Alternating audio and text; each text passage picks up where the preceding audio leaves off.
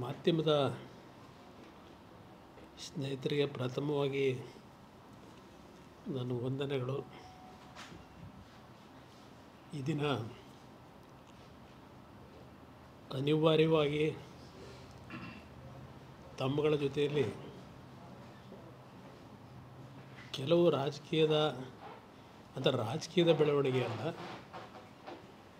ಆಡಳಿತದ ಕೆಲವು ಲೋಪಗಳ ವಿಷಯದಲ್ಲಿ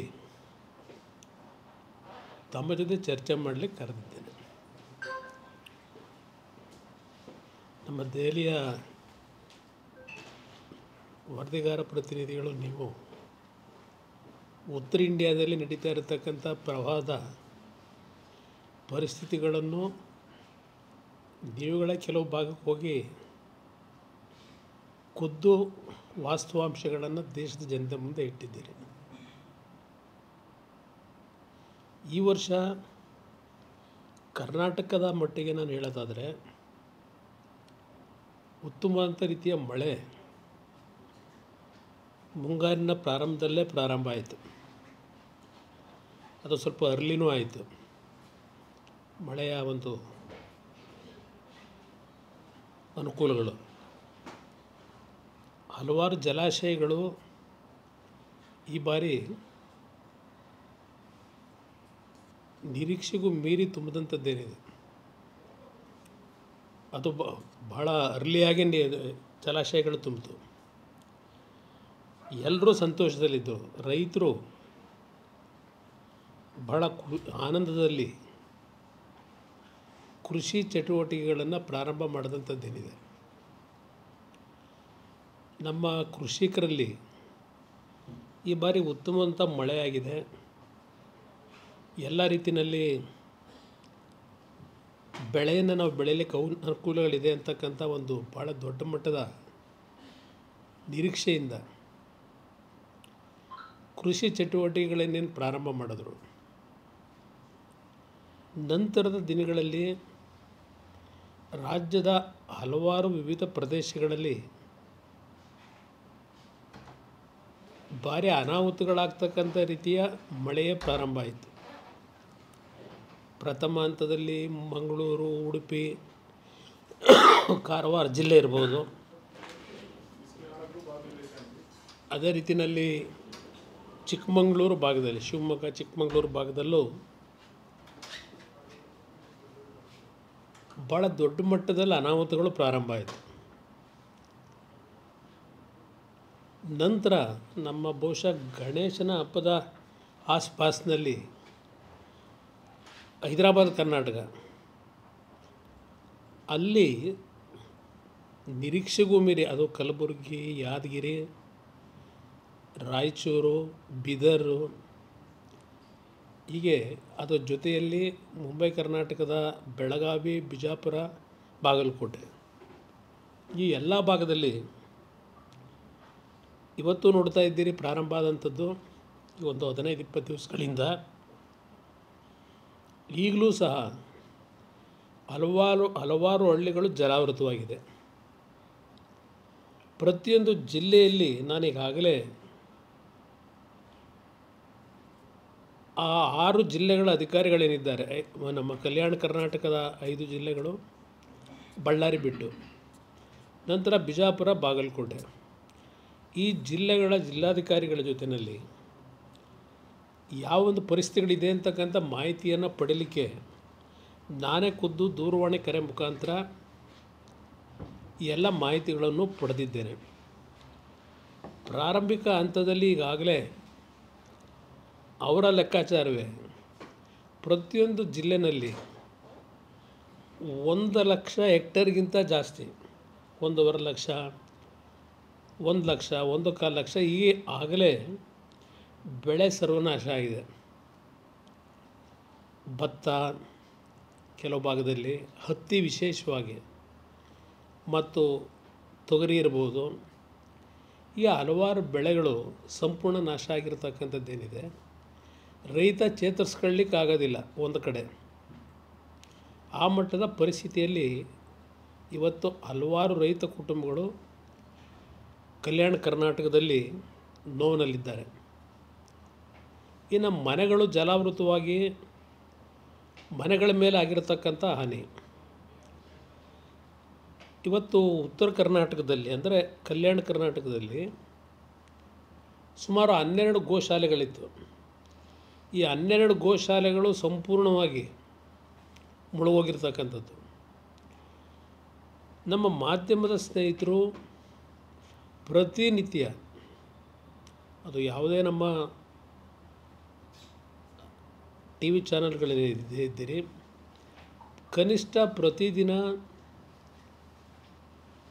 ಒಂದು 2-3 ಎಪಿಸೋಡ್ ಆದರೂ ಈ ಮಳೆಯ ಅನಾಹುತಗಳಿಂದ, ಜೊತೆಯಲ್ಲಿ ಮಹಾರಾಷ್ಟ್ರದ ಅಲ್ಲಿಯ ಒಂದು ದೊಡ್ಡ ಮಟ್ಟದ ಮಳೆಯಿಂದ ಏನೋ ಒಂದು 4-4.5 ಲಕ್ಷ ಕ್ಯೂಸೆಕ್ಸ್ ನೀರು ಇವತ್ತು ಭೀಮಾ ನದಿಯಿಂದ ಬರ್ತಾ ಇರ್ತಕ್ಕಂಥ ಹಿನ್ನೆಲೆಯಲ್ಲಿ ಕಲಬುರಗಿಲಿ ನಾವು ಯಾವತ್ತೂ ಇಂಥ ಒಂದು ಪರಿಸ್ಥಿತಿ ನೋಡಿರಲಿಲ್ಲ ನಾವು, ಮಳೆ ಅನಾಹುತ. ಬೀದರ್ನಲ್ಲೂ ಇವತ್ತು ಕಳೆದ 2 ದಿವಸದಿಂದ ದೊಡ್ಡ ಮಟ್ಟದ ಅನಾಹುತಗಳಾಗಿದೆ. ಇಷ್ಟೆಲ್ಲ ನಡೀತಾ ಇದ್ದರೂ ನಾನು ಮೊನ್ನೆ ಬಹುಶಃ ನಿಮ್ಮ ಮುಖಾಂತರವೇ ಒಂದು ಟ್ವೀಟ್ ಮಾಡಿದ್ದೆ, ಈಗ ಒಂದು 3 ದಿವಸದಿಂದ. ಅದಾದ ನಂತರ ಸರ್ಕಾರ ಇಮ್ಮಿಡಿಯೇಟಾಗಿ ಮುಖ್ಯಮಂತ್ರಿಗಳು DC ಗಳ ಒಂದು ವರ್ಚುವಲ್ ಕಾನ್ಫರೆನ್ಸು ಮಾಡಿದ್ದಾರೆ ಅಂತಕ್ಕಂಥ ಮಾಹಿತಿನೂ ಮಾಧ್ಯಮದಲ್ಲಿ ಗಮನಿಸ್ತೆ ನಾನು.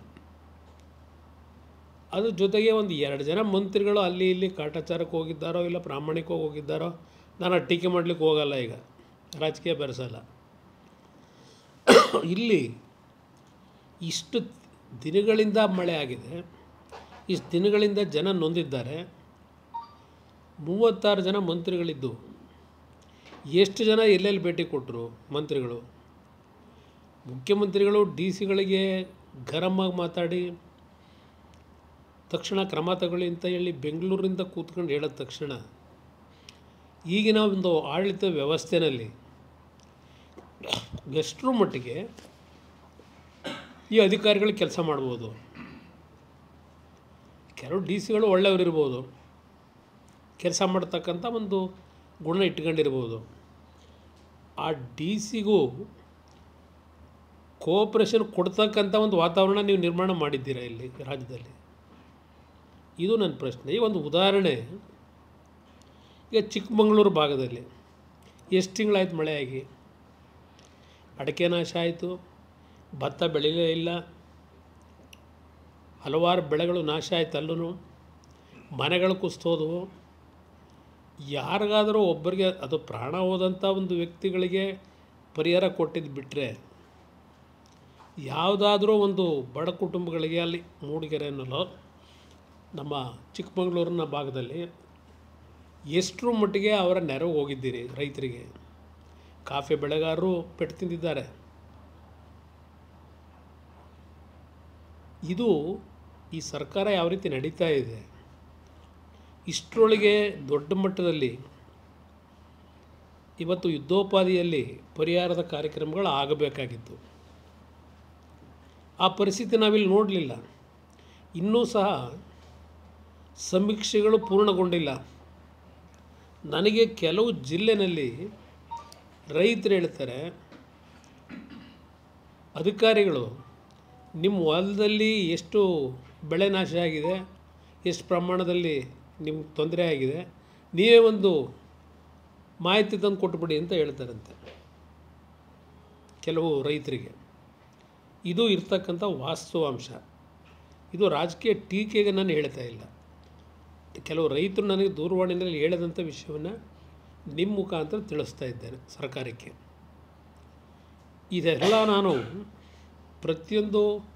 ಪ್ರತಿದಿನ ನಾನೇನು ಗಮನಿಸ್ತಾ ಇದ್ದೇನೆ. ನಿಮ್ಮೆಲ್ಲರಿಗೂ ಗೊತ್ತಂಥ ರೀತಿಯಲ್ಲಿ ನನಗೆ ಆರೋಗ್ಯದ ಸಮಸ್ಯೆಗಳಿಲ್ಲದೆ ಹೋಗಿದ್ದರೆ ಬಹುಶಃ ಇಷ್ಟೊತ್ತಿಗೆ ನಾನು ಅಲ್ಲೇ 1 ವಾರ ಕ್ಯಾಂಪ್ ಮಾಡುವೆ.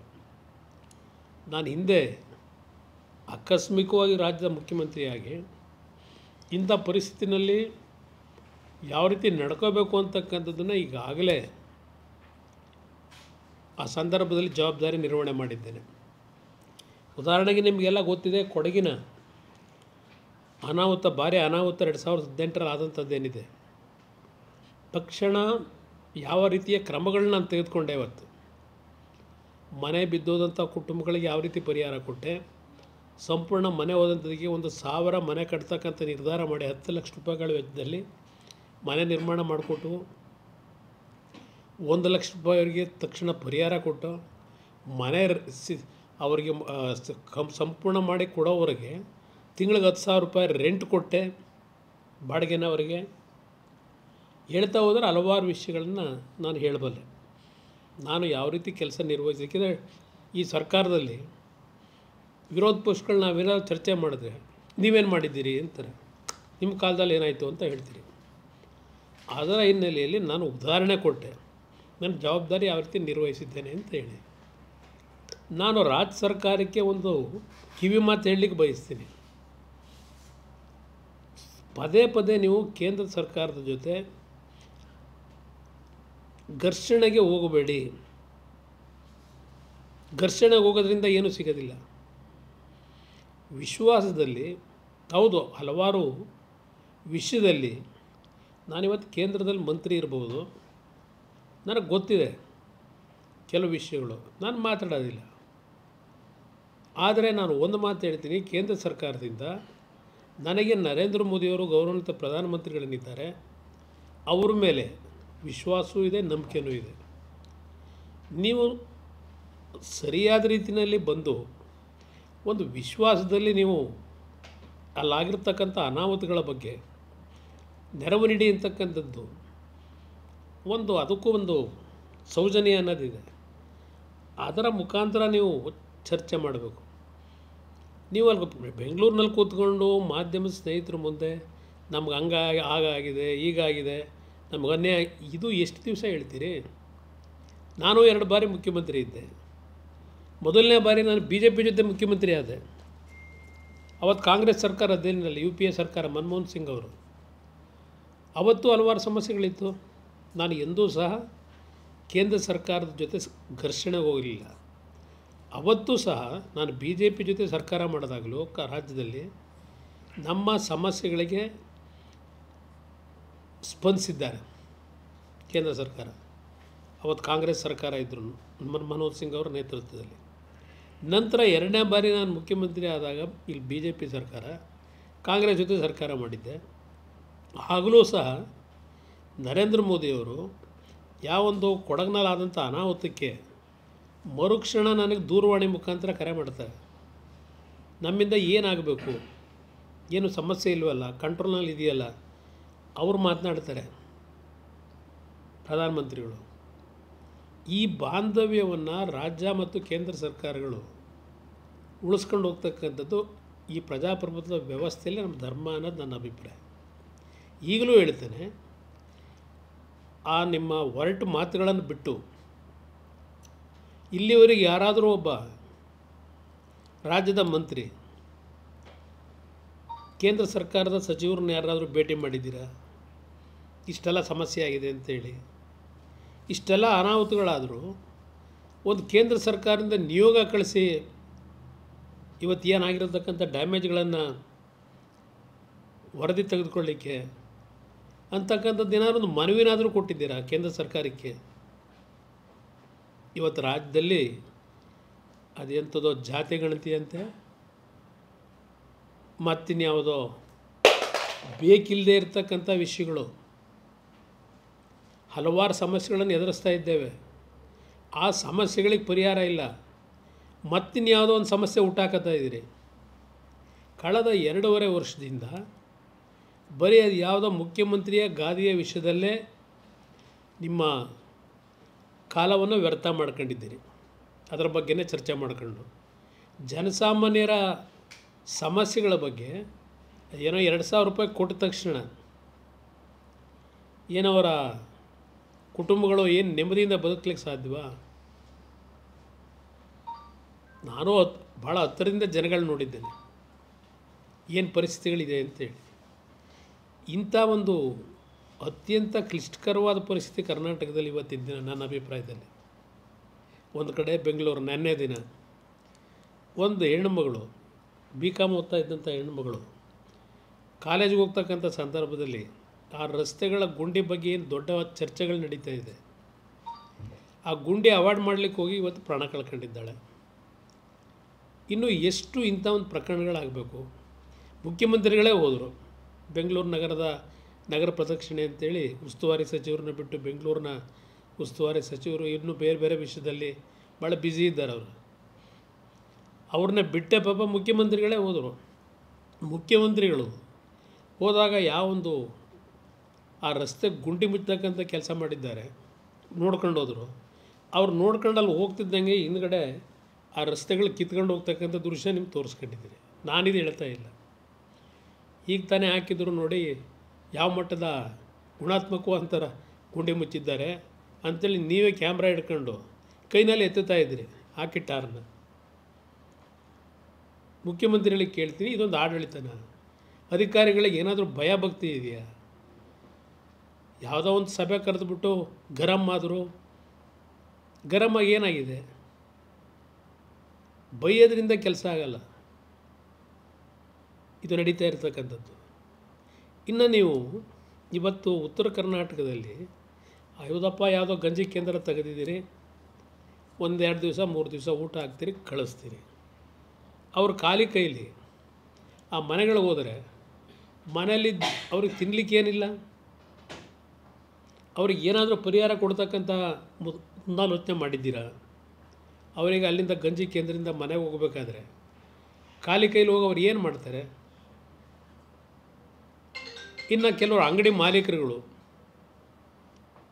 ಅವ್ರ ಅಂಗಡಿಗಳಲ್ಲೂ ನೀರು ನುಗ್ಗಿ ಅವ್ರೇನು ಕಷ್ಟಪಟ್ಟು ಸಾಲ್ವ ಮಾಡಿ ದವಸ ಧಾನ್ಯ ತಂದು ಹಾಕ್ಕೊಂಡಿದ್ರು, ಅದು ಎಲ್ಲ ಇವತ್ತು ನೀರಿನಲ್ಲಿ ಕೊಚ್ಕೊಂಡು ಹೋಗಿದೆ. ಅವ್ರ ಪರಿಸ್ಥಿತಿ ಏನು? ಅವ್ರಿಗೇನು ಕೊಡಬೇಕು ಅಂತ ಇದ್ದೀರಿ ಆರ್ಥಿಕ ನೆರವನ್ನು? ಇವತ್ತು ಉದಾಹರಣೆಗೆ ನಾನು ಪಕ್ಕದ ರಾಜ್ಯನ ಹೊಗಳಬೇಕು ಅಂತ ಹೇಳ್ತಾ ಇಲ್ಲ. ಇದು ಆ ಪಕ್ಕದ ರಾಜ್ಯದಲ್ಲಿ ಯಾವ ರೀತಿ ಇವತ್ತು ಕ್ರಮ ತೆಗೆದುಕೊಂಡಿದ್ದಾರೆ. ಅಲ್ಲಿ ಈರುಳ್ಳಿ ಬೆಳೆ ನಾಶ ಆಗಿದ್ದಕ್ಕೆ ಮರುಕ್ಷಣ ಸಮಯ ವ್ಯರ್ಥ ಮಾಡಲಿಲ್ಲ, ಹೆಕ್ಟರ್ಗೆ 50,000 ರೂಪಾಯಿ ಘೋಷಣೆ ಮಾಡಿದ್ರು ಆಂಧ್ರದಲ್ಲಿ. ಯಾಕೆ ನಾನು ಅದು ಹೇಳೋಕ್ಕೆ ಹೋದರೆ ಮತ್ತು ಅದಕ್ಕೆ ಇನ್ನೇನೋ ರಾಜಕೀಯದ ಬಣ್ಣ ಕಟ್ಟಿಬಿಡ್ತಾರೆ. ನಮ್ಮ ಕಣ್ಣು ಮುಂದೆ ಇರ್ತಕ್ಕಂಥದ್ದು ಹೇಳ್ತಾ ಇದ್ದೀನಿ. ಅವ್ರು ಮಾಡಿರ್ತಕ್ಕಂಥ ಕೆಲಸ ಹಲವಾರು ಕ್ರಮ ತೆಗೆದುಕೊಂಡಿದ್ದಾರೆ. ಮುಖ್ಯಮಂತ್ರಿಗಳ ಕಚೇರಿಯಿಂದ ಪ್ರಾರಂಭ ಆಗಿ ಅಧಿಕಾರಿಗಳ ಮಟ್ಟದವರೆಗೆ ಕೆಲವು ಜವಾಬ್ದಾರಿಯನ್ನು ನಿರ್ವಹಣೆ ಮಾಡಲಿಕ್ಕೆ ಅವರುಗಳಿಗೆ ಪವರ್ ಕೊಟ್ಟು ಯಾವ್ಯಾವ ರೀತಿಯಲ್ಲಿ ಅಲ್ಲಿ ಕ್ರಮ ತೆಗೆದುಕೊಂಡಿದ್ದಾರೆ ಒಂದು ದೊಡ್ಡ ಮಾಹಿತಿಯೇ ಇದೆ ನಾನು ಗಮನಿಸಿರ್ತಕ್ಕಂಥದ್ದು. ನಿಮಗೇನಾಗಿದೆ? ನಾನು ಸರ್ಕಾರದಲ್ಲಿ ದುಡ್ಡಿಲ್ಲ ಅಂತ ಹೇಳಲ್ಲ, ಖಜಾನೆ ಖಾಲಿ ಮಾಡಿದ್ದೀರಿ, ಅದು ಎಂಥದೋ ಗ್ಯಾರಂಟಿ ಸ್ಕೀಮ್ ಕೊಟ್ಟು ದುಡ್ಡಿಲ್ಲದೆ ಅದಕ್ಕೋಸ್ಕರ ಈ ಥರ ಇದ್ದೀರಿ ಅಂತ ನಾನು ಹೇಳಲ್ಲ. ಇವತ್ತು ಇದನ್ನು ದಸರಾ ಫೆಸ್ಟಿವಲ್ ಅಂತ ಹೇಳಿ 17 ರೂಪಾಯಿ 18 ರೂಪಾಯಿ ಜಾಸ್ತಿ ಮಾಡವ್ರೆ ಅಂತೇಳಿ ಇವನ್ KSRTC ಬಸ್ನವರು ಖಾಸಗಿ ಬಸ್ ಮಾಲೀಕರಿಗೆ ಜೊತೆಗೆ ಕಾಂಪಿಟೇಷನ್ಗೆ ಹೊರಟವ್ರೆ. ಮೈಸೂರಿನಲ್ಲಿ ದಾವಣಗೆರೆಯಿಂದಲೂ ಇವತ್ತೇನೋ ಬರ್ತಾಯಿತ್ತು ಟಿ ವಿನಲ್ಲಿ, ದಾವಣಗೆರೆಯಿಂದಲೂ ರೇಟ್ ಜಾಸ್ತಿ ಮಾಡವ್ರೆ ಮೈಸೂರಿಗೆ ಅಂತ. ಇಷ್ಟೆಲ್ಲ ಮಾಡಿಕೊಂಡು ಇವತ್ತು ರೈತರಿಗೆ ನೀವು ಈ ಮಟ್ಟಕ್ಕೆ ಇನ್ನೂ ತೀರ್ಮಾನ ಮಾಡದೆ ಎಷ್ಟು ಜನ ಮಂತ್ರಿಗಳು ಇವತ್ತು ನೀವು ಹೋಗಿದ್ದೀರಿ? ಒಂದು 2-3 ಜನ ಹೋಗಿರೋದು ಬಿಟ್ಟರೆ ಮೊದಲೇ ಹೇಳಿದಾಗೆ ಯಾರೂ ಇದರ ಬಗ್ಗೆ ಚಿಂತನೆ ಇಲ್ಲ. ಇದು ಸರ್ಕಾರ ಅಂತ ಕರೀತೀರಾ ಸಿದ್ದರಾಮಯ್ಯನವರೇ? ಮಾತೆತ್ತಿದರೆ BJPನ ಬೈತೀರಿ. ನಿಮ್ಮ ಕಾಲದಲ್ಲಿ ಏನು ಮಾಡಿದಿರಿ? ನಿಮಗೆ ಎರಡು ಪದ ಬಳಕೆಗಳು ಮಾಡಿರೋದು ನೋಡಿದ್ದೀನಿ ನಾನು. ಅದೆಲ್ಲ ಸುದೀರ್ಘವಾಗಿ ಹೇಳೋಕ್ಕೆ ಹೋಗಲ್ಲ. ಇಲ್ಲಿ ಪ್ರಶ್ನೆ ಇಲ್ಲಿ BJP ಪ್ರಶ್ನೆಯೂ ಅಲ್ಲ, ಕಾಂಗ್ರೆಸ್ದು ಅಲ್ಲ, ಜನತಾದಳದ್ದು ಅಲ್ಲ. ರಾಜ್ಯದ ಜನತೆಯ ಪ್ರಶ್ನೆ ಇದು. ರಾಜ್ಯದ ರೈತರ ಬದುಕಿನ ಪ್ರಶ್ನೆ ಇದು. ತುಂಬ ಕೆಟ್ಟ ಪರಿಸ್ಥಿತಿಲಿದ್ದಾರೆ ಇವತ್ತು ಹೈದರಾಬಾದ್ ಕರ್ನಾಟಕದಲ್ಲಿ. ನಿಮ್ಮ ಜವಾಬ್ದಾರಿ ಇದೆ. ಖರ್ಗೆ ಅವರು ಪಾಪ ಹೇಳ್ತಾರೆ, ನನಗೆ ಸಿಂಗಾಪುರ ಬೇಡ, ಮೈಸೂರು ಬೆಂಗಳೂರು ಡೆವಲಪ್ಮೆಂಟ್ ಹೆಂಗಾಗಿದೆ ಆ ಥರ ಮಾಡಿಕೊಡಿ ಅಂತೇಳಿ. ಅವ್ರ ಮಗನೇ ಮಂತ್ರಿ ಇದ್ದಾರೆ. ಅವರು 40 ವರ್ಷ ಮಂತ್ರಿಗಳಿದ್ದರು. ಇವತ್ತು ರಾಜ್ಯದಲ್ಲಿ ಕಳೆದ 10 ವರ್ಷಗಳಿಂದ ನೋಡ್ತಾ ಇದ್ದೇವೆ. ಕಳೆದ 10 ವರ್ಷಗಳಿಂದ ಪ್ರತಿ ಮಳೆಗಾಲದಲ್ಲಿ ಬೆಳಗಾವಿ ಇರ್ಬೋದು, ಹಲವಾರು ಬಿಜಾಪುರ ಇರ್ಬೋದು, ಈ ಪ್ರದೇಶಗಳಲ್ಲಿ ಈ ನೀರಿನ ಒಂದು ಜಲ ಹೊರತ ಆಗ್ತಕ್ಕಂಥದ್ದೇನಿದೆ 10 ವರ್ಷದಿಂದ ನೋಡ್ತಾ ಇದ್ದೀವಿ. ಇದಕ್ಕೇನಾದರೂ ಒಂದು ನೀವು ಪೂರ್ವ ಸಿದ್ಧತೆಗಳನ್ನು ಮಾಡ್ತಕ್ಕಂಥದ್ದಕ್ಕೆ ಈ ಕ್ಷಣದವರೆಗೆ ಏನಾದರೂ ತೀರ್ಮಾನಗಳು ಮಾಡ್ಕೊಂಡ್ರ? ಯಾವುದೂ ಇಲ್ಲ. ಬರೀ ಕುರ್ಚಿ ಉಳಿಸ್ಕೊಳ್ಳೋದಾಗೆ ಅವ್ರ ಮೇಲೆ ಇವ್ರ ಮೇಲೆ ಗುಂಪುಗಳ ಬಗ್ಗೆ ಚರ್ಚೆ ಮಾಡೋದು, ಇದರಲ್ಲೇ ನೀವು ಕಾಲ ಕಳ್ಕೊಂಡು 2.5 ವರ್ಷ ಆಗಿದೆ. ಚೆಲ್ಲಾಟ ಆಡಬೇಡಿ ಜನಗಳ ಜೊತೆಯಲ್ಲಿ. ಒಂದು ಕಾಲದಲ್ಲಿ ಆ BJP ಸರ್ಕಾರವೇ ಇದ್ದಾಗ 10,000 ರೂಪಾಯಿ ಕೊಡ್ತಕ್ಕಂಥ ಒಂದು ವ್ಯವಸ್ಥೆ ಇತ್ತು ಕೃಷಿ ಇಲಾಖೆಯಲ್ಲಿ. ನಾನು 18ರಲ್ಲಿ ಮುಖ್ಯಮಂತ್ರಿ ಆದಾಗ ಭತ್ತ ಬೆಳಿಬೇಕು ಅಂತೇಳಿ ರೈತರಿಗೆ 7,500 ಸಹಾಯಧನ ಅಂತ ಕೊಟ್ಟಿದ್ದೆ, ಪ್ರೋತ್ಸಾಹಧನ ಅಂತ ಹೇಳಿ. ಅವೆಲ್ಲ ನಿಲ್ಲಿಸಿದ್ರಿ. ರೈತ ಎಷ್ಟು ಸಾಲ ಮಾಡ್ಕೊಂಡು ಇವತ್ತು ಬೆಳೆ ಬೆಳೀಲಿಕ್ಕೆ ಸಾಧ್ಯ? 10 ಲಕ್ಷ ರೂಪಾಯಿ ಅವರಿಗೆ ರೈತರಿಗೆ ಬಡ್ಡಿ ರಹಿತ ಕೊಡ್ತೀವಿ, 3% ಕೊಡ್ತೀವಿ ಅಂತ ಹೇಳಿದಿರಿ. ಈ ರಾಜ್ಯದಲ್ಲಿ ಕೃಷಿಕನಿಗೆ, ನಿಜವಾದ ಕೃಷಿ ಮಾಡೋನಿಗೆ ಎಲ್ಲಿ 10 ಲಕ್ಷ ರೂಪಾಯಿ ನೀವು ಸಾಲ ಕೊಟ್ಟಿದ್ದೀರಿ ಇಂಟ್ರೆಸ್ಟ್ ಫ್ರೀ, ಇಲ್ಲ 3%ಗೆ? ದಯವಿಟ್ಟು ಮಾಹಿತಿ ಇಟ್ಬಿಡಿ. ನಮ್ಮ ಕಾಲದಲ್ಲಿ ರೈತರಿಗೆ 35% ಸಾಲ ಕೊಡ್ತಾಯಿದ್ದು. ನಿನಗೇನಾದ್ರು ಕೋಆಪ್ರೇಟಿವ್ದು ಕನೆಕ್ಷನ್ ಇದೆ ಅಣ್ಣ? ಶಿವಶಂಕರಿಗೆ 35% ರೈತರಿಗೆ ಸಾಲ ಕೊಡೋದು. ಶಿವಶಂಕರ್ ನಮ್ಮ ದಾವಣಗೆರೆ 35% ಲೋನ್ ಕೊಡ್ತಾಯಿದ್ದು. ಈಗ ಎಷ್ಟು ಪರ್ಸೆಂಟ್ ಕೊಟ್ಟಿರೋದೇನೋ 24,000 ಕೋಟಿ 28,000 ಕೋಟಿ ಏನೋ ಹೇಳ್ತಿದ್ದೀರಿ. ಎಷ್ಟು ಪರ್ಸೆಂಟ್ ಸಾಲ ಕೊಟ್ಟಿದ್ದೀರಿ ರೈತನಿಗೆ? ಜನಗಳ ಮುಂದಿಡಿ. 34-35% ನಮ್ಮ ಕಾಲದಲ್ಲಿ ನಿಂತು ಇವತ್ತು 17% ಇಳಿಸ್ಕೊಂಡಿದ್ದೀರಿ. ನನಗಿರೋ ಮಾಹಿತಿ ಇದು. ನೀವು ರೈತರನ್ನು ಕಾಪಾಡ್ತಾ ಇರೋದು.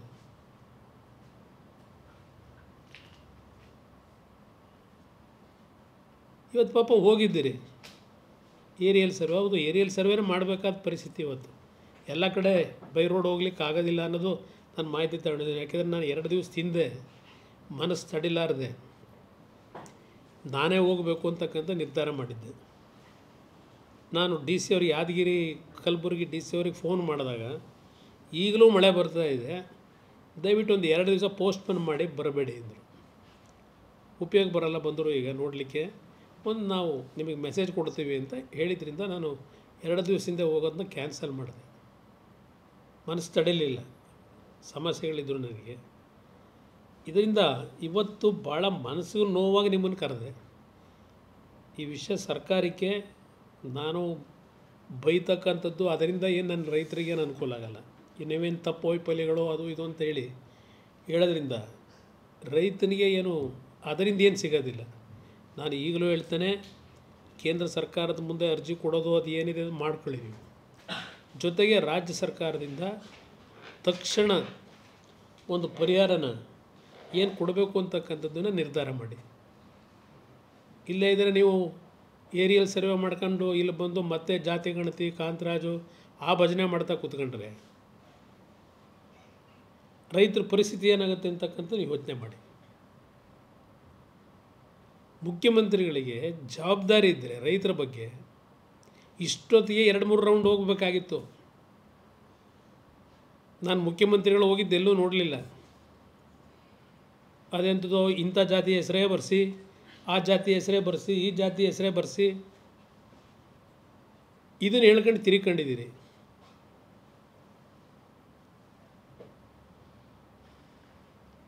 ಅದರಿಂದ ನಾನು ಇವತ್ತು ಸರ್ಕಾರಕ್ಕೆ ಭಾಳ ಆಗ್ರಹ ಮಾಡ್ತಕ್ಕಂಥದ್ದು, ಈಗಲೇ ನಿಮ್ಮ ಸೋಂಬೇರಿತನ ಪಾಪ BJP ಅವ್ರಿಗೆ ಹೇಳಿದಿರಿ, ಈಗ ನಿದ್ರೆಯಿಂದ ಎದ್ದಿದ್ದೀರಾ ಅಂತ. ನೀವೇನು ಮಾಡ್ತಿದ್ರಿ ಈ 3 ತಿಂಗಳಲ್ಲಿ? ನೀವು ಮಾಡಿದ್ದೇನು? ನೀವು ಕುಂಭಕರ್ಣ ನಿದ್ರೆಯಲ್ಲಿದ್ದಿರಿ, ಈಗ ಅವ್ರಿಗೆ ನಿದ್ರೆಯಲ್ಲಿದ್ದೀರಾ ಅಂತ ಕೇಳ್ತೀರಿ. ಇದು ಉತ್ತರ ಅಲ್ಲ ಮುಖ್ಯಮಂತ್ರಿದು. ಇಷ್ಟೊತ್ತಿಗೆ ಪರಿಹಾರಗಳನ್ನು ಪ್ರಾರಂಭ ಮಾಡಿ ಆ ದನಕರುಗಳ ಪರಿಸ್ಥಿತಿ, ಎಷ್ಟು ಸಾವಿರಾರು ದನಗಳು ಇವತ್ತು ತೀರ್ಕೊಂಡು ಹೋಗಿದ್ದಾವೆ ಅಂತಾರೆ. ಅದರ ಬಗ್ಗೆ ಏನಾದರೂ ಚಿಂತನೆ ಮಾಡಿದ್ರ? ಆ ಹೆಣ್ಣು ಮಕ್ಕಳು, ನಾನು TV ವಿಲಿ ನೋಡ್ತಾ ಇದ್ದೆ, ನಮಗೇನು ಒದಪೇನು ಕೊಟ್ಟಿಲ್ಲ ಮಲಗೋದಕ್ಕೆ, ಚಾಪೆನೂ ಇಲ್ಲ, ಹಾಸಿಗೆನೂ ಇಲ್ಲ. ಒಂದು ಅನ್ನ ಸಾರು ಕೊಡ್ತಾರೆ, ಬೆಳಗ್ಗೆ ಒಂಚೂರು ಉಪ್ಪಿಟ್ಟು ಕೊಡ್ತಾರೆ. ಅಲ್ಪತೃಪ್ತರು. ನೀವು ಈ ಥರ ನೋಡ್ಕೊಂಡ್ರೂ ಸಹ ಜನ ನಿಮ್ಮನ್ನು ಬೈತಿಲ್ಲ. ಆ ಮಟ್ಟಿಗೆ ಬರಬೇಡಿ, ಬೈಸ್ಕೊಳ್ಳೋ ಮಟ್ಟಿಗೆ ಬರಬೇಡಿ. ಪಾಪ ಅವ್ರು ಮುಕ್ತ ಜನ. ಯಾಕಪ್ಪ ಬೈದು ನಾಳೆ ಬೆಳಗ್ಗೆ ಅನ್ನನೂ ಹಾಕ್ತಾರೋ ಇಲ್ವೋ ಅಂತ ಹೇಳಿ. ಅದಕ್ಕೆ ನೀವು ಟಿ ವಿಯವ್ರು ಕೇಳಿದ್ರೆ ಇಲ್ಲ ಅಂತ ಅಂದ್ಬಿಟ್ಟು ಹೇಳ್ತಾರೆ ಪಾಪ ಹೆದರ್ಕೊಂಡು. ಅದರಿಂದ ಇವತ್ತು ಈ ಸರ್ಕಾರ ಬರೀ ವಿಡಿಯೋ ಕಾನ್ಫರೆನ್ಸ್ ಅಲ್ಲ, ನಿಮ್ಮ ಮಂತ್ರಿಗಳಿಗೆ ಮೊದಲು 2 ಜನ 3 ಜನ ಮಂತ್ರಿಗಳನ್ನ ಹಾಕಿ ಆ 5 ಜಿಲ್ಲೆಯಲ್ಲಿ 6 ಜಿಲ್ಲೆನೋ 5 ಜಿಲ್ಲೆನೋ ಇವತ್ತು ಅನಾಹುತ ಆಗಿರೋದು. 36 ಜನ ಮಂತ್ರಿಗಳನ್ನ ಬೆಂಗಳೂರಿನಲ್ಲಿ AC ರೂಮಲ್ಲಿ ಕೂತ್ಕೊಳ್ಳೋದಲ್ಲ, ಹೋಗಿ ಒಂದು 3 ದಿವಸ ಕ್ಯಾಂಪ್ ಮಾಡಲಿ. ಅಲ್ಲಿ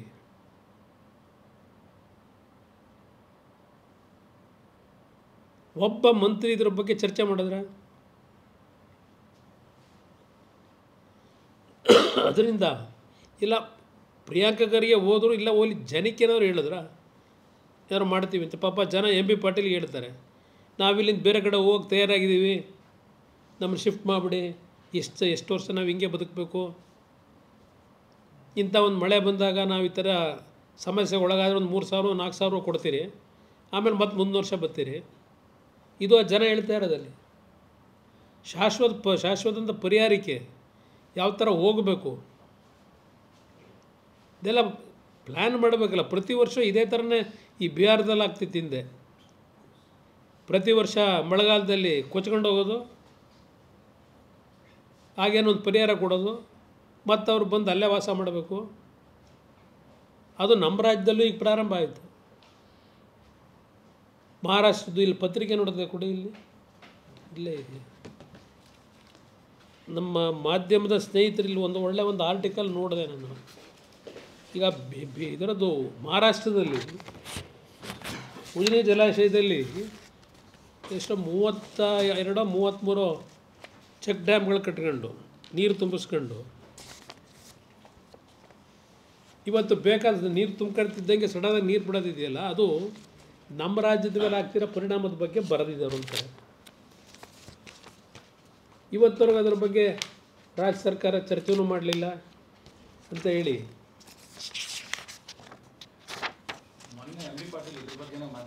ಮಾತಾಡಿದ್ದಾರೆ. ಅಲ್ಲ ಅವ್ರು ಪಾಪ ಅದಕ್ಕೆ ಗೊತ್ತಿತ್ತು, ಮತ್ತು ಇನ್ನೂ ಯಾತಕ್ಕಾಗಿ ಮೌನವಾಗವ್ರೆ? ಇವ್ರ ಬಗ್ಗೆ ಎಲ್ಲ ಸರ್ಕಾರದಲ್ಲಿ ಕ್ರಮ ಎತ್ಕೊಂಡಿಲ್ಲ. ನಾವು ಒಂದೊಂದು ಸಲ ನೀರಿಲ್ಲದೆ ಇದ್ದಾಗ ಬೇಡ್ಕತ್ತೀವಿ, ನಮ್ಗೆ 2 TMC ನೀರು ಬಿಡಿ, 3 TMC ನೀರು ಬಿಡಿ, ಅದಕ್ಕೆ ದುಡ್ಡೇನು ಕೊಡ್ತೀವಿ, ಇದನ್ನು ಕೇಳ್ಕೊತೀವಿ. ಈಗಪ್ಪ ಪರಿಸ್ಥಿತಿಗಳು ಎಲ್ಲಿಗೆ ಬಂದಿದೆ?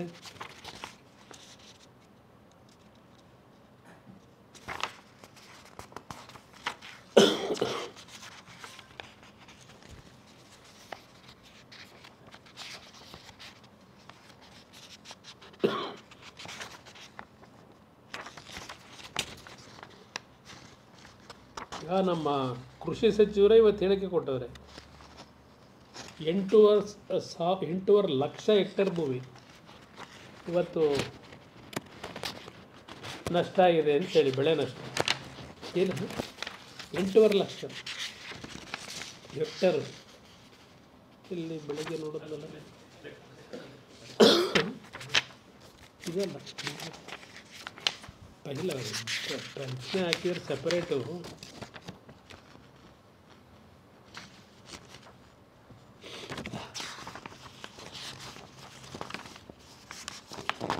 ಮಾತೆತ್ತಿದರೆ ಕೇಂದ್ರ ಸರ್ಕಾರದ ಮುಂದೆ ನಮ್ಮ ಕೇಂದ್ರ ಸರ್ಕಾರದ ಮಂತ್ರಿಗಳು ಹೋಗಬೇಕು. ಇಲ್ಲ ಇರಲಿ ಬಿಡಿ. ಅದೇನಾಗಿದೆ, ಇದುವರೆಗೂ ಯಾರೂ ಅದ್ರ ಬಗ್ಗೆ ಚರ್ಚೆ ಮಾಡಿಲ್ಲ ಅನ್ನೋದು ಬರೆದಿದ್ದಾರೆ. ಇವತ್ತು ನಮ್ಗೆ ಆಗ್ತಿರೋ ಅನಾಹುತ ಮಹಾರಾಷ್ಟ್ರದಿಂದ ಈ ಕ್ಷಣದವರೆಗೆ ಸರ್ಕಾರ ಅದರ ಬಗ್ಗೆ ಗಮನನೂ ಕೊಟ್ಟಿಲ್ಲ. ಸರ್ಕಾರಕ್ಕೆ ಗೊತ್ತಾಗ್ತಾ ಇರೋದು ಇವಾಗ ಅಂತ ಅನಿಸ್ತಾರೆ. ಯಾಕೆಂದ್ರೆ ಮೊನ್ನೆ ಮಾತಾಡಿದ್ದಾರೆ, ಇಷ್ಟು ಬಾರಿ ಇದು ಬಂದರೂ ಕೂಡ ಈಗ ಇವತ್ತು ನಿನ್ನೆ ಬಂದಿರೋದಂತೂ ಅಲ್ಲ, ಒಂದಿನ ಚೆಕ್ ಡ್ಯಾಮ್ ಮಾಡಕ್ಕೂ ಆಗೋದಿಲ್ಲ. ಇದು ಒಂದು 10-15 ವರ್ಷದಿಂದ ಇದೆ.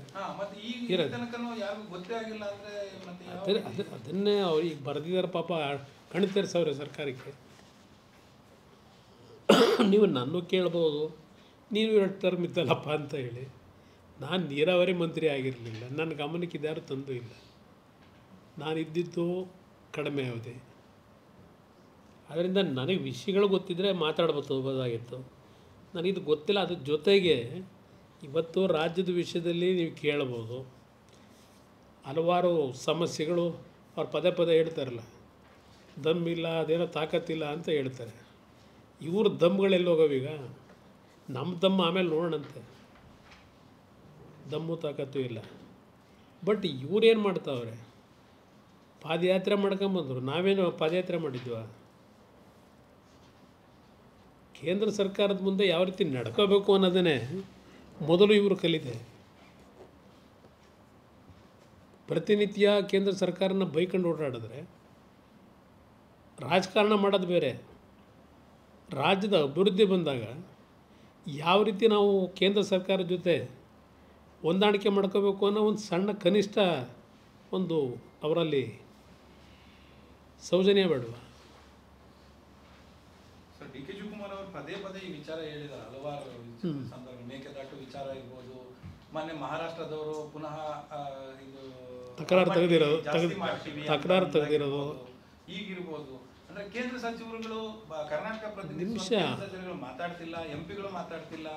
ಅದ್ರ ಜೊತೆಗೆ ಪರಿಹಾರ ಅಂತ ಬಂದಾಗ ನಮ್ಮ ಪರವಾಗಿ ಅವ್ರು ಲಾಬಿ ಮಾಡ್ತಾ ಇಲ್ಲ ಅನ್ನುವಂಥ ಅರ್ಥದಲ್ಲಿ ಮಾತಾಡಿದ್ದಾರೆ. ಯಾವ ಥರ ಲಾಬಿ ಮಾಡಬೇಕು? ಅವರು ದಿನ ಪ್ರಧಾನಮಂತ್ರಿಗಳನ್ನ ಬೈತಾ ಇರಬೇಕು, ಕೇಂದ್ರ ಸರ್ಕಾರನ ಬೈತಾ ಇರಬೇಕು, ನಾವಿಲ್ಲಿ ಲಾಬಿ ಮಾಡಬೇಕು ಅವರಿಗೆ? ಇಲ್ಲ, ಹೋಗಲಿ, 1.5 ವರ್ಷ ಆಯ್ತಲ್ಲ, ಇವತ್ತಿನವರೆಗೆ ಯಾರಾದರೂ ಒಬ್ಬ ಮಂತ್ರಿ ಬಂದು ಅನ್ನೋದು ಚರ್ಚೆ ಮಾಡಿದ್ರೆ, ಯಾವುದೋ ಬೀದಿಲಿ ನಿಂತ್ಕೊಂಡು ಮಾತಾಡಿದ್ರೆ ಆಯ್ತಾ? ಪಾದಯಾತ್ರೆ ಮಾಡಿ ಬಂದರೆ ಅವರು ತಾನೇ ನೀರು ಕೊಡ್ತೀವಿ ಅಂತ. ಇದು ಬಿಟ್ಟುಬಿಡಿ, ಹೋಗಲಿ ಆಯ್ತಪ್ಪ, ಮೇಕೆದಾಟಿದ್ದು ಒಂದು ಕಡೆ ಇರಲಿ. ಎತ್ತಿನಹೊಳೆದು ಫೌಂಡೇಶನ್ ಹಾಕಿದ್ದೆ ಯಾವಾಗ? ಇವರು ಸಿದ್ದರಾಮಯ್ಯರೇ ಹಾಕಿದ್ದಾರಲ್ಲ ಎತ್ತಿನಹೊಳೆ ಫೌಂಡೇಶನ್ ಚಿಕ್ಕಬಳ್ಳಾಪುರದಲ್ಲಿ. 2014 ಪಾರ್ಲಿಮೆಂಟ್ ಚುನಾವಣೆ ಮುಂಚೆ ಹಾಕಿದ್ರು. 1 ವರ್ಷದಲ್ಲೋ 3 ವರ್ಷದಲ್ಲೋ ನೀರು ಕೊಡ್ತೀನಿ ಅಂದರು. 10 ವರ್ಷ ಆಗೋಯ್ತು. ಈಗ ಎಲ್ಲಿದೆ ನೀರು? ಎಲ್ಲಿಗೆ ತಗೊಂಬಂದರು? ಹೋದ ವರ್ಷಲೇ ಹೇಳಿದ್ರು ಬರೀ ಜೂನಿಗೆ ಕೊಟ್ಬಿಡ್ತೀವಿ ನೀರನ್ನ ಅಂತ. ಅಲ್ಲಿ ಯಾರು ಇವ್ನು ನಡ್ಕೊಂಡಿರೋರು ಎತ್ತಿನಹೊಳೆಯಲ್ಲಿ?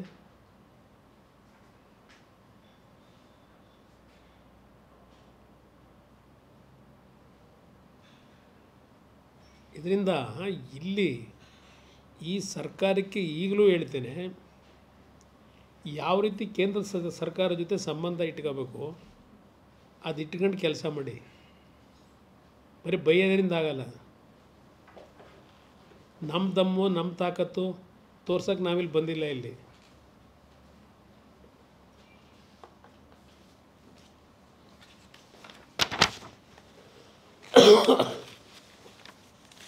ಈಗ ನಮ್ಮ ಇಲಾಖೆ ಕೊಟ್ಟಿದ್ದಾರೆ ಪ್ರಧಾನಮಂತ್ರಿಗಳು.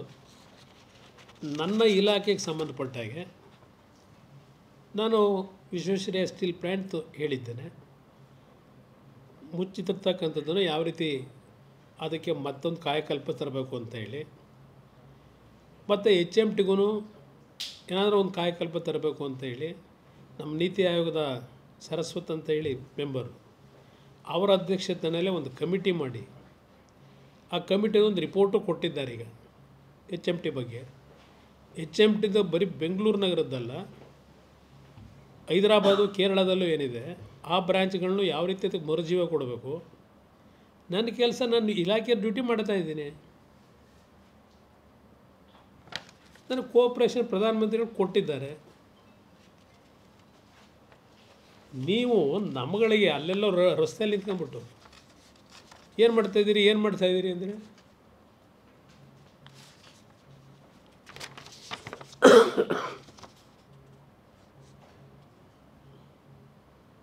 ಬಿಡದಿ ರಾಮನಗರದ ಭಾಳ ಚರ್ಚೆ ಆಗ್ತಾ ಇದೆ. ನಾನು ಯಾರೋ ಸಣ್ಣ ಪುಟ್ಟವು ಮಾತಾಡ್ತಾರಲ್ಲ ಅವಕ್ಕೆಲ್ಲ ಉತ್ತರ ಕೊಡೋದು ಅವಶ್ಯಕತೆ ಇಲ್ಲ. ಒಂದು ನಾನೀಗಾಗಲೇ 2006 2000 ಇದಲ್ಲ, ಇನ್ನೊಂದಿದೆ ಆರ್ಟಿಕಲ್ 2006 7, ಬಟ್ ಅದಕ್ಕೆ ಜಾಸ್ತಿ ಹೋಗ್ಬಿಟ್ಟೆ ಆಮೇಲೆ ಇದು ಬಿಟ್ಬಿಟ್ಟು. ಅದು 2006 7 ಬೆಂಗಳೂರು ನಗರದ ಸಮಸ್ಯೆಗಳು ನೋಡಿ.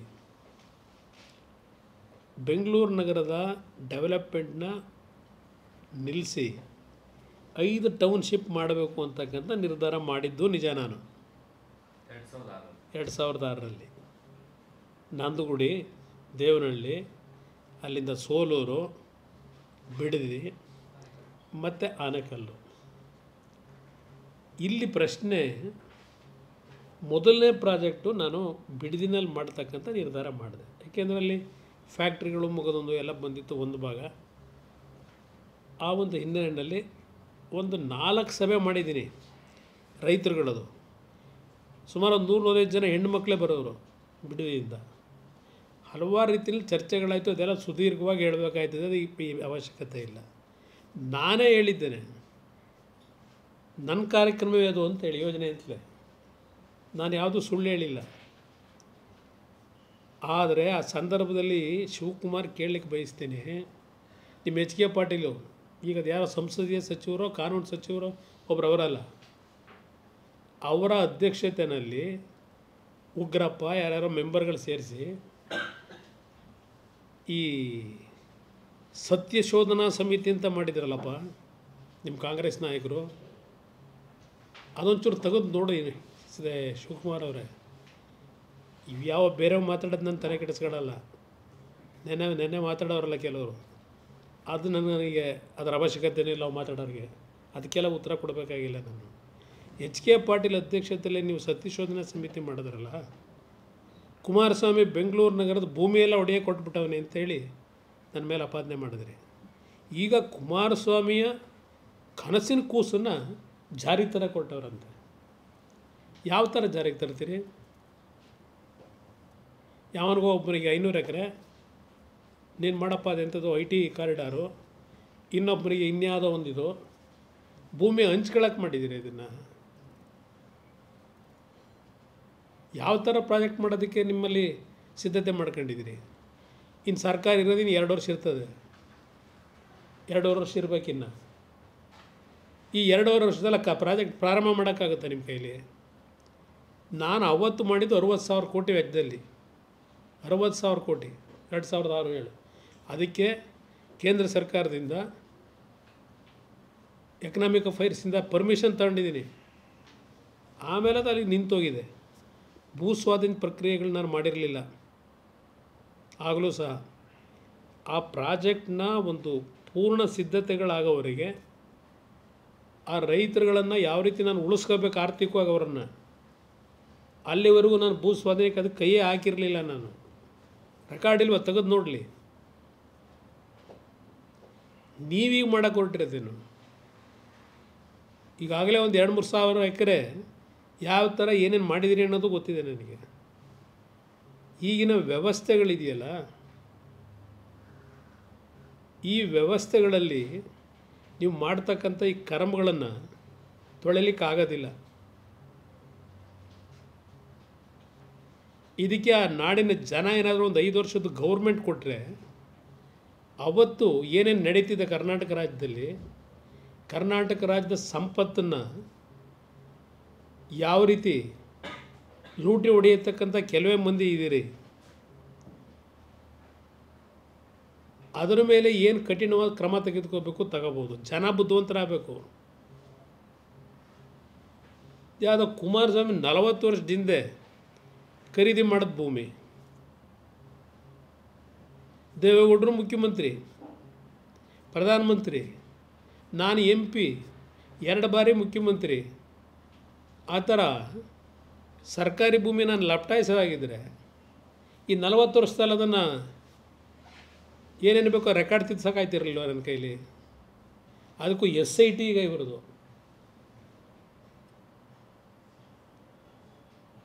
ಬರೀ 4 ಎಕರೆಗೆ ನನಗೆ ಇನ್ನೂ 3 ಎಕರೆ ಸರ್ಕಾರ ಕೊಡಬೇಕಲ್ಲಿ ನನ್ನ ರೆಕಾರ್ಡ್ ಪ್ರಕಾರ. ಯಾವ ಮಟ್ಟಕ್ಕೆ ದೇವೇಗೌಡರು ಕುಮಾರಸ್ವಾಮಿ ಮುಗಿಸ್ಬೇಕು ಅಂತೇಳಿ ಸರ್ಕಾರ ಏನೇನು ನಡೆಸ್ತಾವ್ರೆ ಗೊತ್ತಿದೆ ನನಗೆ. ನಾನು ಮೊನ್ನೆ ಜೈಲಿಗೆ ಹೋಗ್ತಾರೆ ಅಂತ ಹೇಳಿದ್ದು, ಅವರು ಅದೇನೋ ದಿನ ದೇವ್ರ ಪೂಜೆ ಮಾಡ್ತಾರಲ್ವ, ಅದೇನೋ ಏನು ಊರೂರು ಸುತ್ತಾರಲ್ಲ ದೇವಸ್ಥಾನಗಳಿಗೆ, ಎದೆ ಮುಟ್ಟಿ ಹೇಳಿ ಎಷ್ಟು ಜನ ಮನೆ ಹಾಳು ಮಾಡಿದ್ರು? ಆ ಶಾಂತಿನಗರ ಹೌಸಿಂಗ್ ಸೊಸೈಟಿ ಏನು ದಲಿತರ ಉದ್ಧಾರಕ ನಮ್ಮ ಸಿದ್ದರಾಮಯ್ಯನವರು. ಈ ದೇಶದ ವ್ಯವಸ್ಥೆಗಳು ಯಾರನ್ನ ಏನು ಬೇಕಾದರೂ ಮಾಡ್ತಾರೆ. ಆ ಶಾಂತಿನಗರ ಸೊಸೈಟಿ ರಾಮಕೃಷ್ಣ ಹೆಗಡೆ ಅವ್ರ ಕಾಲದಲ್ಲಿ ದಲಿತರಿಗೆ ಸೈಟ್ ಕೊಡೋಕ್ಕೆ ಅಂತೇಳಿ 70 ಎಕರೆನೋ 80 ಎಕರೆನೋ ಕೊಟ್ಟಿದ್ದರು. ಆ ಒರಿಜಿನಲ್ ಶಾಂತಿನಗರ ಗೋರಿ ತೊಡಿ ಮಣ್ಣಾಕಿ ಆ ದಲಿತರ ಸೊಸೈಟಿನ ಇನ್ನೊಂದು ಸೊಸೈಟಿ ಬಿಜಾಪುರದಿಂದ ಯಾವುದೋ ನಿಮ್ಮ ತರಕಾರಿ ಸೊಸೈಟಿ ಅದು ಹಾಪ್ಕಾಮ್ಸ್ದು ಆ ರಿಜಿಸ್ಟ್ರೇಷನ್ ತಗೊಂಬಂದು ನಕಲಿ ಮಾಡ್ಕೊಂಡು ಈ ಕಾನ್ಸ್ಟಿಟ್ಯೂಷನಲ್ ವ್ಯವಸ್ಥೆ ಒಳಗೆ ಏನೇನು ಮಾಡ್ಕೊಂಡವ್ರೆ, ಏನು ಮಾಡೋಕ್ಕಾಯ್ತದೆ? ಅಂತರ್ಗೆ ಕಾಲ. ಇನ್ನು ಅದು ಯಾವುದೋ NTI ಸೊಸೈಟಿ ಯಾರೋ ಇಬ್ಬರು ಇವ್ರನ್ನ ಅದೆಂಥದ್ದು ಇದು ಮಾಡಿ ಬಿಲ್ಡರ್ಸು ಅಂತ ಆ ಸೊಸೈಟಿಯಿಂದ 10 ಎಕರೆ ಲ್ಯಾಂಡ್ನ ಅವ್ರ ಹೆಸರು ರಿಜಿಸ್ಟರ್ ಮಾಡಿಸಿ ಅವ್ರದ್ದು ದುಡ್ಡಿಲ್ಲ ಡೆವಲಪ್ಮೆಂಟ್ಗೆ ಅಂತ. ಇವಕ್ಕೆಲ್ಲ ಭಾಳದೆ ಒಂದೊಂದು ದಿವಸ ಬೇಕು ಇವಕ್ಕೆ ಮಾತಾಡೋದಕ್ಕೆ ರೆಕಾರ್ಡ್ ಇಟ್ಕೊಂಡು ಸುಮ್ಮನೆ ಬೀದಿಲಿ ಇದ್ರ ಉತ್ತರ ಕೊಡೋದಲ್ಲ, ಎಲ್ಲ ಇಟ್ಟಿದ್ದೀವಿ. ಈ ರಾಜ್ಯದ ಜನ ಒಂದು ಸರಿಯಾದ ರೀತಿ ನಿರ್ಧಾರ ಮಾಡಿ ಒಂದು ಟ್ರಾನ್ಸ್ಪರೆನ್ಸಿ ಇರೋ ಸರ್ಕಾರ ತಂದರೆ ಇವತ್ತು ದುಡ್ಡಿಗೆ ಎಲ್ಲೂ ಹೋಗಬೇಕಾಗಿಲ್ಲ, ಸಾಲ ಮಾಡಬೇಕಾಗಿಲ್ಲ. ರಾಜ್ಯ ಸರ್ಕಾರ ಅಲ್ಲೇ ಇದೆ ಉತ್ಪತ್ತಿ ಮಾಡೋಕ್ಕೆ. ಎಷ್ಟು ಲಕ್ಷ ಕೋಟಿ ಬೇಕು? ಬೆಂಗಳೂರು ಕಟ್ಟಿರೋ ಕೆಂಪೇಗೌಡರು ಕಟ್ಟಿರೋ ಬೆಂಗಳೂರು ಇದೆಯಲ್ಲ, ಇಡೀ ರಾಜ್ಯನ ಸಂಪದ್ಭರಿತವಾಗಿ ಅಭಿವೃದ್ಧಿ ಮಾಡ್ತಕ್ಕಂಥ ಶಕ್ತಿ ಇದೆ ಅಲ್ಲಿ. ಆದರೆ ಆ ಶಕ್ತಿ ಇವತ್ತು ಕೆಲವರು ಸೇರಿ ಈ ಥರದವರು ಸಮಾಜಘಾತಕ ಶಕ್ತಿಗಳು ಲೂಟಿ ಹೊಡ್ಕೊಂಡು ಕೂತವ್ರೆ. ಜನ ಬುದ್ಧಿವಂತರಾಗದೇ ಇದ್ರೆ ಏನು ಮಾಡೋದು? ಏನು ಮಾಡೋದ? ಕುಮಾರಸ್ವಾಮಿ ಬೆಂಗಳೂರಿಗೆ ಅಂತಾರೆ 59 ರಸ್ತೆಗಳನ್ನು ಅಗಲೀಕರಣ ಮಾಡಿದ್ದೀನಿ ಬೆಂಗಳೂರು ನಗರದ್ದು. ನಾನು ಮಾಡದೆ ಹೋಗಿದ್ದೆ, ಅದು ಅಲ್ಲೇ ಬಿದ್ದಿರೋದು. ಈಗ ಸುರಂಗ ಮಾರ್ಗ ಅಂತಾರೆ, ಟನಲ್ ರೋಡು. ಅವತ್ತು ನಾನು ಮೀನ್ ಸ್ಕ್ವೇರಿಂದ ಅಪ್ ಟು ಹೆಬ್ಬಾಳ ಫ್ಲೈಓವರು 30 ಕೋಟಿ ವೆಚ್ಚದಲ್ಲಿ ಕ್ಲಿಯರೆನ್ಸ್ ಕೊಟ್ಟಿದ್ದೆ. ಕೊರಿಯನ್ ಕಂಪ್ನಿಯವ್ರು ಬಂದು ಮಾಡೋಕ್ಕೆ ತಯಾರಾಗಿದ್ದರು. ಸರ್ಕಾರ ಹೋಯ್ತು, ಅದು ಅಲ್ಲಿಗೆ ಬಿತ್ತು. ಬೇಕಾದಷ್ಟು ನಾನು ಪ್ರಚಾರ ತಗೊಳ್ಳಿಲ್ಲ. ಇದ್ದಿದ್ದು 18 ತಿಂಗಳು ಯಾವ್ಯಾವ ರೀತಿ ರೂಪಿಸಿದ್ದೆ ಬೆಂಗಳೂರು ನಗರದ ಅಭಿವೃದ್ಧಿ ಇರ್ಬೋದು. ಹಳ್ಳಿಗಳಿಗೆ ಸುವರ್ಣ ಗ್ರಾಮೋದಯ ಅದು ಸಾಯಿಸಿಬಿಟ್ರು, ಸುವರ್ಣ ಗ್ರಾಮೋದಯನ.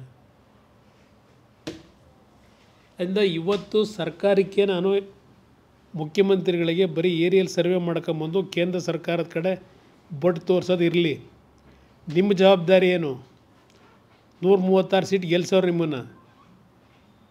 ಮೊನ್ನೆ 5 ಹೈದರಾಬಾದ್ ಕರ್ನಾಟಕದಲ್ಲಿ, ಕಲ್ಯಾಣ ಕರ್ನಾಟಕದಲ್ಲಿ ಪಾರ್ಲಿಮೆಂಟ್ ಸೀಟ್ ಗೆಲ್ಸವ್ರೆ. ಆ ಋಣ ತೀರಿಸ್ರಪ್ಪ. ಆಮೇಲೆ ಜಾತಿ ಗಣತಿ ಅವೆಲ್ಲ ನೋಡೋಣ ನಿಧಾನಕ್ಕೆ. ಏನು ಜಾತಿ ಗಣತಿ ಮಾಡಿ ಏನು ಎಲ್ಲ ಸಮಾಜ ಉದ್ಧಾರ ಮಾಡಿಬಿಡ್ತೀರಾ? 75-76 ವರ್ಷ ಆಗಿದೆ, ಕ್ರಾಸ್ ಮಾಡಿದ್ದೀವಿ 75 ವರ್ಷನ. ನೀವೇ ಇದ್ದೀರಲ್ಲಪ್ಪ. ಈಗಾಗಲೇ 7ನೇ ವರ್ಷ 8ನೇ ವರ್ಷ ಈಗ ಅವ್ರದ್ದು. ಇದಕ್ಕೆ ಜಾತಿ ಗಣತಿ ಬೇಕಾ ನಿಮಗೆ? ಜನ ಉದ್ಧಾರ ಮಾಡೋಕ್ಕೆ ಬಡವ್ರನ್ನ?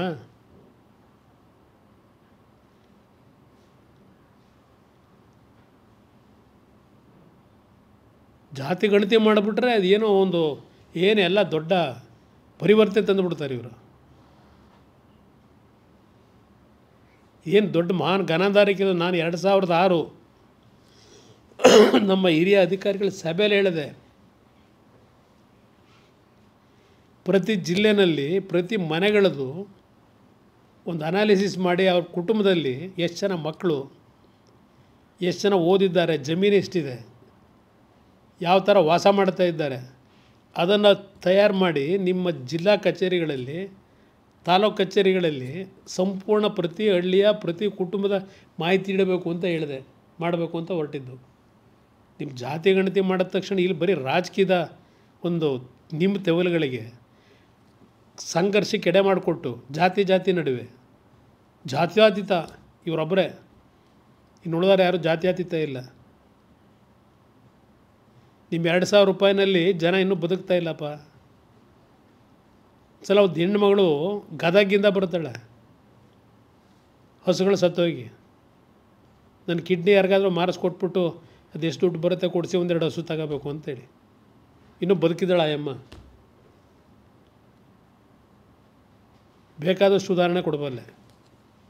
ಅಂದ ಇಲ್ಲಿ ಇವತ್ತು ಉತ್ತರ ಕರ್ನಾಟಕದ ಪ್ರವಾಹ ಇದೆಯಲ್ಲ, ಲೈಟರ್ ವೇನಲ್ಲಿ ತಗೋಬೇಡಿ. ವಾರ್ ಫೋರ್ಟಲ್ಲಿ ಇಷ್ಟೊತ್ತು ಕೆಲಸ ಆಗಬೇಕಾಗಿತ್ತು, ಇವತ್ತೇನು ಹೋಗಿದ್ದೀರಿ ಏರಿಯಲ್ ಸರ್ವೆ ಮಾಡ್ಕೊಂಬತ್ತೀರಿ, ತಕ್ಷಣ ಪರಿಹಾರ ಮೊದಲನೇ ಹಂತದಲ್ಲಿ ಏನು ಪ್ಯಾಕೇಜ್ಗಳು ಕೊಡಬೇಕು ತೀರ್ಮಾನ ಮಾಡಿ ತಕ್ಷಣ ಕ್ರಮ ತೆಗೆದುಕೋಬೇಕು ಅನ್ನೋದಕ್ಕೆ ಆಗ್ರಹಿಸ್ತೀನಿ. ಸರಿ, ಕುಣಿಗಲ್ನ ಬೆಂಗಳೂರು ಸೌತ್ಗೆ ಸೇರಿಸಬೇಕು ಅನ್ನೋದೊಂದು ಪ್ರಸ್ತಾಪ. ಅವ್ರನ್ನ ಬಿಟ್ಟರೆ ಕುಣಿಗಲ್ಲೆಲ್ಲ ಮಂಗಳೂರನ್ನು ಸೇರಿಸ್ಕೊಂಡ್ಬಿಡ್ತಾರೆ. ಇನ್ನೇನಿನ್ನು 2 ವರ್ಷದಲ್ಲಿ ಏನೇನಾಯ್ತವೆ. ಮೊದಲು ಮಾಡಬೇಕಾದ ಕೆಲಸ ಮಾಡಿದೆ, ಅದಿಲ್ಲಿ ಸೇರಿಸ್ತೀನಿ ಇದಲ್ಲಿ ಸೇರಿಸ್ತೀನಿ ಅಂತ ಕೂತ್ಕೊಂಡ್ರೆ ಡೆವಲಪ್ಮೆಂಟ್ ಆಗುತ್ತಾ? ಕುಣಿಗಲ್ ಅಲ್ಲಿದ್ರೇನು ಇಲ್ಲಿದ್ರೇನು ಇನ್ನೊಂದು ಕಡೆ ಇದ್ರೇನು ನೀವು 5 ರೂಪಾಯಿ ದುಡ್ಡು ಕೊಡದೆ ಡೆವಲಪ್ಮೆಂಟಿಗೆ. ಸುಮ್ಮನೆ ಇವನು ಯಾವುದೋ ಪ್ಲೇಸಸ್ನ ಬದಲಾವಣೆ ಮಾಡ್ಕೊಂಡ್ರೆ ಡೆವಲಪ್ ಆಗುತ್ತಾ? ಅದೇನೋ ಅಲ್ಲೇ ಅವನು ಯಾರೋ ಯಾರೋ ಅವನಲ್ಲ ಅಲ್ಲಿ MLA, ಪಾಪ ಅವನ ಪ್ರಜಾರ ಇರಬೇಕು. ನಾನು ನಿಮ್ಮ ಕಡೆಗೆ ಬರ್ತೀನಿ, ನಾನು ಸೇರಿಸ್ಕೊಂಬಿಡಿ, ನಾನು ನಿಮ್ಮ ಜೊತೆ ಸೇರ್ಕೊಂಡು ಲೂಟಿ ಹೊಡಿಯೋಕೆ ಅನುಕೂಲ ಆಗುತ್ತೆ ಅಂತ. ಅದೇನೋ ಬೆಂಗಳೂರಿಗೆ ಸೇರ್ಕೊಂಬಿಟ್ರೆ ರೇಟ್ ರೈಸ್ ಆಯ್ತದಂತಲ್ಲ. ಬೆಂಗಳೂರು ದಕ್ಷಿಣ ಅಂತ ಮಾಡೋರಲ್ಲ ಈಗ ಮಾಡಿರೋದು. ಯಾರು ಭೂಮಿ ಮಾರಾಟ ಮಾಡಬೇಡಿ, ಒಳ್ಳೆ ರೇಟ್ ಸಿಗ್ತದೆ ನಿಮಗೆ ಅಂತ ಎಲ್ಲ ಭಾಷಣ ಕೇಳಿಲ್ವ? ಅದಕ್ಕೆ ಕುಣಿಗಲ್ಲು ಸೇರ್ಕೊಂಬಿಟ್ರೆ ಅದು ರೇಟ್ ಏರ್ಬಿಡುತ್ತೆ. ಅದಕ್ಕೆ ಈಗ ಬೆಂಗಳೂರಿಗೆ ಸೇರ್ಸಕ್ಕೆ ಹೊರಟು. Thank you brother.